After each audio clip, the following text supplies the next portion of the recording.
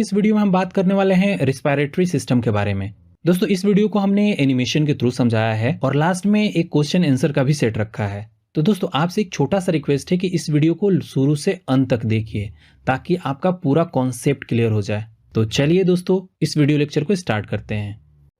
दोस्तों जैसे कि हम जानते हैं कि प्रत्येक जीव को जीवित रहने के लिए ऑक्सीजन की जरूरत पड़ती है, क्योंकि ऑक्सीजन ही हमारे द्वारा खाए गए भोजन का ऑक्सीडेशन करके हमें एनर्जी प्रदान करता है। भोज्य पदार्थ के ऑक्सीडेशन की इसी प्रोसेस को रिस्पिरेशन कहते हैं। चूंकि ये सारा प्रोसेस हमारे लंग्स के द्वारा होता है, इसलिए इसे पल्मोनरी रिस्पिरेशन कहते हैं। इस प्रोसेस में ऑक्सीजन का ब्लड में मिलना तथा कार्बन डाइऑक्साइड का ब्लड से बाहर निकलना शामिल होता है। ब्लड के द्वारा ही ऑक्सीजन प्रत्येक सेल तक पहुंच पाता है। दोस्तों ह्यूमन का रेस्पिरेटरी सिस्टम कई ऑर्गन से मिलकर बना होता है। मतलब इस सिस्टम के अंतर्गत वे सभी ऑर्गन आते हैं जिससे होकर एयर का आदान प्रदान होता है, जैसे कि नोज, मतलब हिंदी में उसको बोलते हैं नासिका, नसल पैसेज, फेरिनेक्स, लैरिक्स, ट्रैकिया, रेस्पिरेटरी ट्रैक और लंग्स। तो चलिए दोस्तों हम फर्स्ट बात करते हैं नसल पैसेज के बारे में। तो देखिए नसल पैसेज के द्वारा ही एयर जो होता है वो हमारे बॉडी के अंदर इंटर करता है। नसल पैसेज में ही एक म्यूकस मेम्ब्रेन होता है जो प्रतिदिन 1/2 लीटर म्यूकस सिक्रीट करता है। दोस्तों जो म्यूकस होता है वो धूलकण, बैक्टीरिया तथा जो भी माइक्रोब्स होते हैं उनको शरीर में इंटर करने से रोकता है। सेकंड समझते हैं फेरिनेक्स को। तो देखिए फेरिनेक्स नसल पैसेज के ठीक नीचे होता है, जो रेस्पिरेटरी सिस्टम के साथ साथ डाइजेस्टिव सिस्टम का भी पार्ट होता है। मतलब फेरिनेक्स एक ऐसा अकेला पोर्शन है जहां एयर तथा फूड दोनों आते हैं और इसके बाद एयर तथा फूड का जो पाइप होता है वो अलग अलग हो जाता है। थर्ड बात करते हैं लैरिक्स, या जिसको हम वॉइस बॉक्स भी बोलते हैं। तो देखिए लैरिक्स फेरिनेक्स तथा ट्रेकिया को जोड़ता है। मतलब यह इन दोनों के बीच में होता है जिसका मुख्य काम साउंड प्रोड्यूस करना होता है। लैरिक्स के अंदर वोकल कॉर्ड होता है। जब इस वोकल कॉर्ड के ऊपर से एयर का तेज फ्लो होता है तब यह वाइब्रेट करने लगता है और इससे अलग अलग साउंड प्रोड्यूस होता है। लैरिक्स के प्रवेश द्वार पर एक पतला, मतलब पत्ती जैसा एक वॉल्व होता है जिसे एपिग्लॉटिस कहते हैं। जब भी कुछ निगलना होता है तो यह ट्रेकिया के द्वार को बंद कर देता है, जिससे कि फूड जो होता है वो ट्रेकिया में नहीं जा पाता। फोर्थ ट्रैकिया को समझते हैं। तो देखिए ट्रैकिया लैरिक्स से आगे चलकर थोरासिक कैविटी में इंटर कर जाती है। थोरासिक कैविटी का मतलब होता है चेस्ट कैविटी। चेस्ट का जो टोटल स्पेस होता है उसी को थोरासिक कैविटी कहते हैं।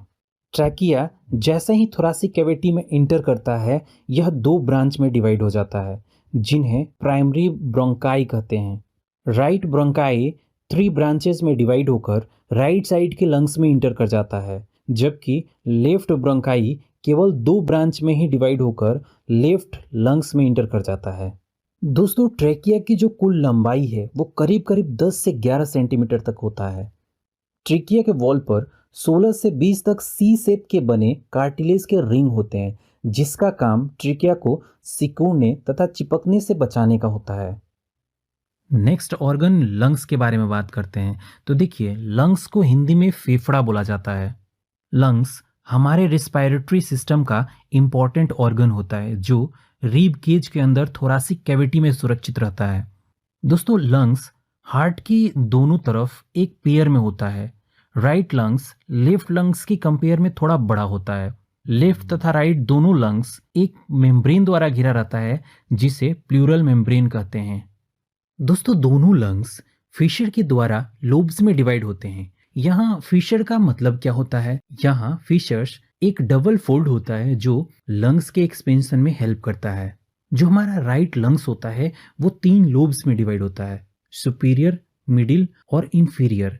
तथा जो लेफ्ट लंग्स होता है वो 2 लोब्स में डिवाइड होता है, सुपीरियर तथा इंफीरियर लोब्स।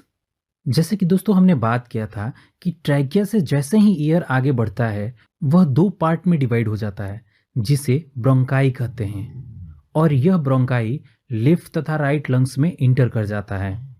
ये ब्रोंकाई लंग्स में जाकर स्मॉल डक्ट में बंट जाता है।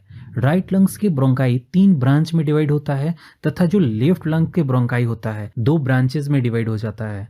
ये ब्रोंकाई आगे चलकर ब्रोंक्यूल्स में डिवाइड होते चले जाते हैं।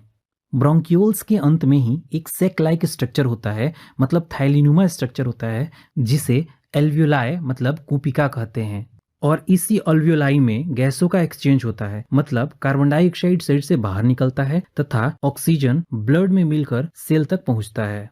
तो चलिए अब हम समझ लेते हैं कि अल्वियोलाई में गैसों का एक्सचेंज कैसे होता है। देखिए, अल्वियोलाई में प्रेजेंट ऑक्सीजन का जो प्रेशर होता है वो 104 mmHg होता है, जबकि ब्लड वेसल में ऑक्सीजन का प्रेशर 40 mmHg होता है, जिसके कारण एल्वियोलाई में प्रेजेंट जो ऑक्सीजन होता है वो निकलकर ब्लड वेसल में चला जाता है। वहीं एल्वियोलाई में प्रेजेंट कार्बन डाइऑक्साइड का प्रेशर 40 mmHg होता है, जबकि ब्लड वेसल में इसका जो वैल्यू होता है वो 45 mmHg होता है, जिसके वजह से कार्बन डाइऑक्साइड ब्लड वेसल से निकलकर एल्वियोलाई में आ जाता है और उसके बाद हमारे शरीर से बाहर निकल जाता है। दोस्तों, यहाँ पर रेस्पिरेटरी प्रोसेस को 3 पार्ट में डिवाइड कर सकते हैं। फर्स्ट, एक्सटर्नल रेस्पिरेशन मतलब बाह्य श्वसन। सेकेंड, ट्रांसपोर्टेशन ऑफ गैसेस मतलब गैसों का शरीर में परिवहन। और थर्ड, इंटरनल रेस्पिरेशन मतलब सेलुलर रेस्पिरेशन, मतलब इंटरनल रेस्पिरेशन को सेलुलर रेस्पिरेशन भी बोला जाता है।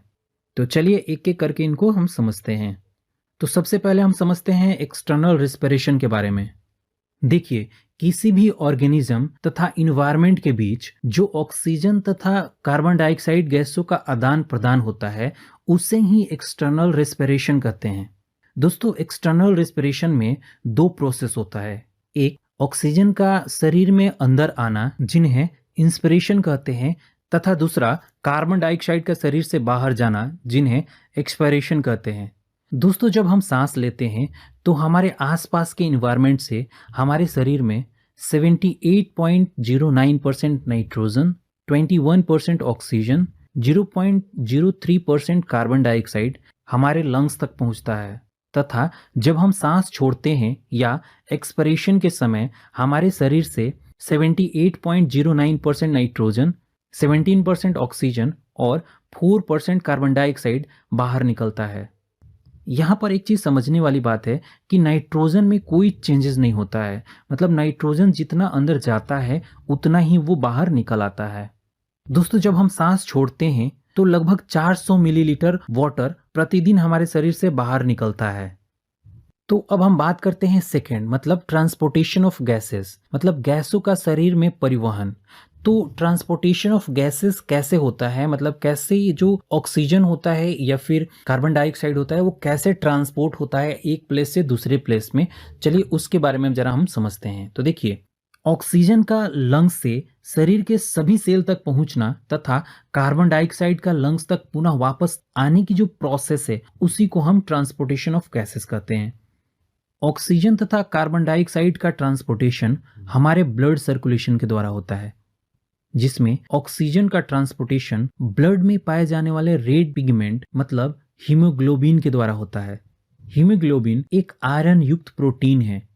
ऑक्सीजन हीमोग्लोबिन के साथ मिलकर ऑक्सी हीमोग्लोबिन बनाता है, जो ब्लड में ट्रांसपोर्ट होता है और सेल तक पहुंचता है।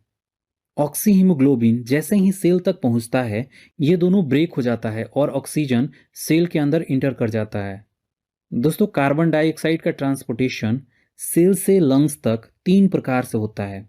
फर्स्ट, हीमोग्लोबिन के द्वारा, इससे 10 से 23% तक कार्बन डाइऑक्साइड ट्रांसपोर्ट होता है। सेकेंड है प्लाज्मा के द्वारा। ब्लड प्लाज्मा में जो वाटर प्रेजेंट होता है उसके साथ कार्बन डाइऑक्साइड रिएक्ट करके कार्बोनिक अम्ल बनाता है और इसी रूप में 7% कार्बन डाइऑक्साइड का ट्रांसपोर्टेशन होता है। थर्ड है बाइकार्बोनेट्स के रूप में। बाइकार्बोनेट्स के रूप में कार्बन डाइऑक्साइड का लगभग 70% पार्ट जो है वो ट्रांसपोर्ट होता है। यह ब्लड के जो पोटेशियम है या फिर सोडियम है उसके साथ मिलकर पोटेशियम बाइकार्बोनेट तथा सोडियम बाइकार्बोनेट बनाता है, जिससे कार्बन डाइऑक्साइड ट्रांसपोर्ट होता है। तो चलिए दोस्तों, हम थर्ड बात करते हैं इंटरनल रेस्पिरेशन, जिसको सेलुलर रेस्पिरेशन भी बोलते हैं। तो सबसे पहले हम ये समझते हैं कि सेलुलर रेस्पिरेशन होता क्या है। तो देखिए, फूड के डाइजेशन के बाद हमें ग्लूकोज मिलता है, मतलब ग्लूकोज प्राप्त होता है जो ब्लड के हेल्प से सेल तक पहुंच जाता है, जैसे कि हमने पीछे अभी पढ़ा। इस ग्लूकोज का सेल में ऑक्सीजन द्वारा क्या किया जाता है, ऑक्सीडेशन किया जाता है, जिसके बाद हमें कार्बन डाइऑक्साइड, वाटर तथा एनर्जी प्राप्त होता है। इस प्रोसेस को ही सेलुलर रेस्पिरेशन कहते हैं। दोस्तों, सेलुलर रेस्पिरेशन एक केटाबोलिक प्रोसेस है जो ऑक्सीजन के प्रेजेंस या फिर अब्सेंस दोनों ही कंडीशन में कंप्लीट होती है। दोस्तों, यहाँ पर सेलुलर रेस्पिरेशन को हम दो पार्ट में डिवाइड कर सकते हैं। फर्स्ट